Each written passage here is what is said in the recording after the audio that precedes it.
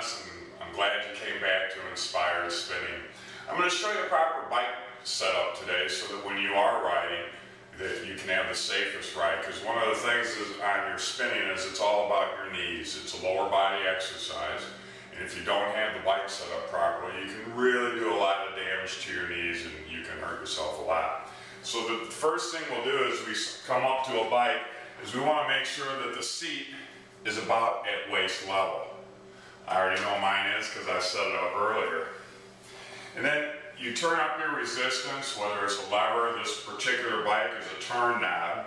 I always add a little resistance before I get on my bike.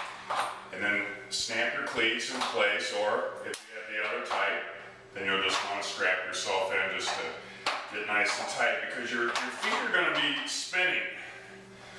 And if I can get in, there we go. So you begin in a seated position. One of the things you want to make sure you do is you get warmed up before you do anything. I always recommend to have the handlebars as high up as you can have them. It keeps you from leaning over. Because I'm so tall, they never go up high enough.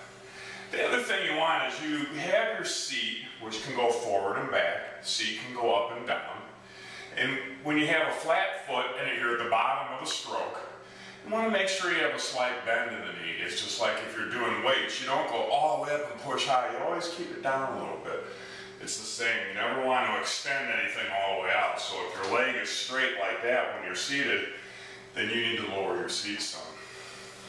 It's about personal comfort. One of the most important things is the flywheel on any of these bikes is heavy, it's weighted. If you don't have resistance on, if you take all your resistance off, now the wheel's in charge and your legs can just go around. That's not what you want. So you always want to make sure you have resistance. I use basically 3 positions as I teach. Seated, which I don't do a lot of. I'm going to take it up to 2. You're nice and tall, flat feet, full circle. Try to keep those abs tight. Next ones I'll take you out to 3. Shoulders behind the handlebars, easy on those arms. You don't need to be doing this. Boy, that hurt, just doing that for just a minute. Another thing that I'll do is I'll do jumps where I'll go up and then go back out. Up and back out. The more resistance you turn on, the harder it is to pedal. You want to push down, and you want to pull up. If you're not pulling up, you're only getting half the exercise. Make sure you drink lots of water. Make sure you warm up 8-10 minutes. Make sure you cool down after spin class. So now I'm going to work on getting one of the videos posted. As soon as I get that done, that'll be film number 3 for you.